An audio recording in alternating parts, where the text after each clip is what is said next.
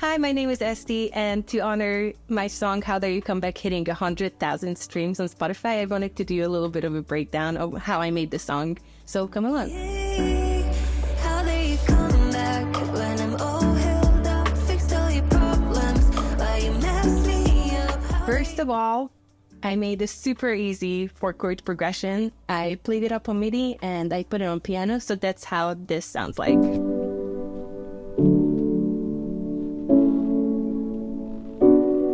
When the vocal melody is somewhat done, I start working on the production.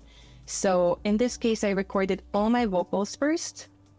So let's get into that a little bit and then we can get into a bit more of the production side of things. So there are a few cool things that I wanted to share regarding the vocals. I stacked a lot of vocoder and harmonizer and a lot of cool stuff that I'm not sure how much you can hear in the song, but it makes it very much atmospheric.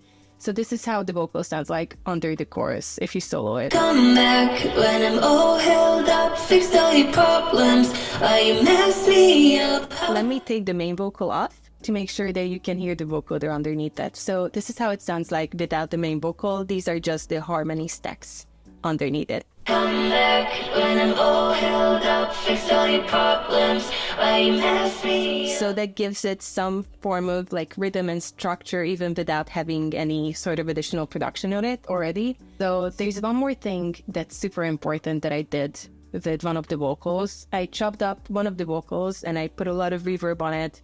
I reversed it, I really played with it, and I made like a huge pad out of it, which is also a great way to make your songs more atmospheric. This is what it sounds like. It almost gives it kind of like a creepy, like fog kind of vibe that surrounds the whole song. Let me know if you can hear it now if I play the whole song. Did you come back to hurt me? Or you thought that you can just walk back in my life? So it kind of sounds like a synth pad, but it's actually one of my vocals padified. So those are some of the things that I do to make the vocal very lush and a bit more interesting than just me singing on top of a simple production. So let's see what I did production-wise. To be honest, I don't necessarily remember, but we'll go over it. So this is how the instrumentation sounds without the vocal. This is the chorus.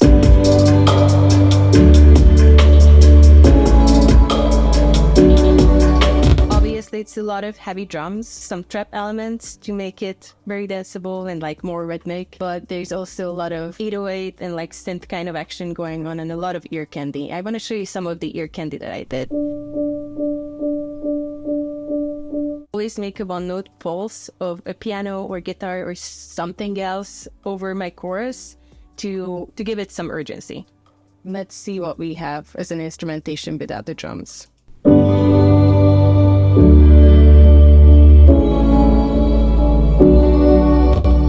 I have a lot of like shimmering, glittering elements in the background. I'm sure you already heard that. I have a lot of these low shimmering elements, and I also have a lot of like high shimmering and glimmering elements that just tickles your brain. I also added a few, what's this? Let's hear. I also added a few guitar plucks under the chorus to make it seem a bit more full and less acoustic compared to the verse. So this also has a low version and a high version too. Usually I double up in everything and then I pen them left and pen them right to make things more atmospheric. My instrumentation comes in pairs. So if there's a high guitar, there's going to be a low guitar on one side and the other side. If there's a high glimmering sound, there's going to be a low glimmering sound. And I arrange all these things in space. Let me see what else I have there. I have a pretty strong hip-hop 808 and sub going on here. Cool. And I wanted to show you one of my favorite plugins while we're at it. On almost all of my 808s, you can find this plugin. This is called Sausage Patterner. I'm gonna put a screenshot somewhere so you can fully see it. Technically, it's a saturator, but it just also adds a lot of grit to the sound of the 808. This is without. This is with. It's a pretty major difference. So we like a good sausage patterner in this household. What else? Something that's super fun that I tend to put under my choruses, either crowd noise or applause or something that gives it some sort of like human hype element. Yay! So I always put some sort of crowd element in the background to give you that hype. Even if you can't hear it, your subconscious can hear it and it's there. So that's cool. I have a lot of whooshes, risers, a lot of reverse elements to build tension. So I use these elements to build tension before one section transitions to another.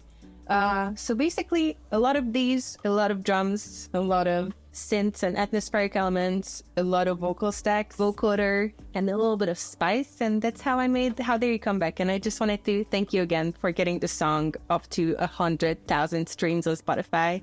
It means the world to me that you connect to my music and that you like it. I actually have a song coming out in 2 days, so stay tuned and thank you so much. Bye!